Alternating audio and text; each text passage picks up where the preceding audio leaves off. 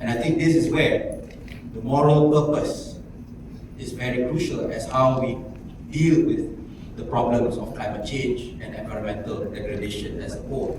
Science is important. It is an important tool for us to use and to harness. But without that moral purpose, then we might be heading in the opposite direction. You have the nuclear bomb and you have nuclear power plants, both utilizing essentially the same science but for different purposes and with different impact for humanity.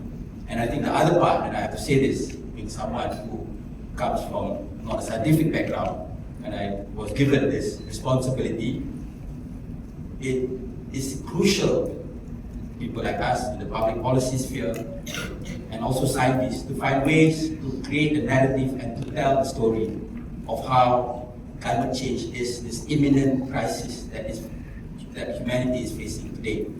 Because if we are not able to communicate this, then we will be facing with a lot of, in the words of Donald Trump, fake news. We will be facing with a lot of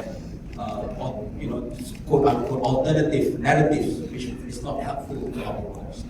Right? So if we are just convinced of the science, which is we all, I'm sure all of us here are today, but without the ability to tell the story and to communicate, and that's partly the responsibility of public policymakers and politicians like myself, then we will be facing backlash.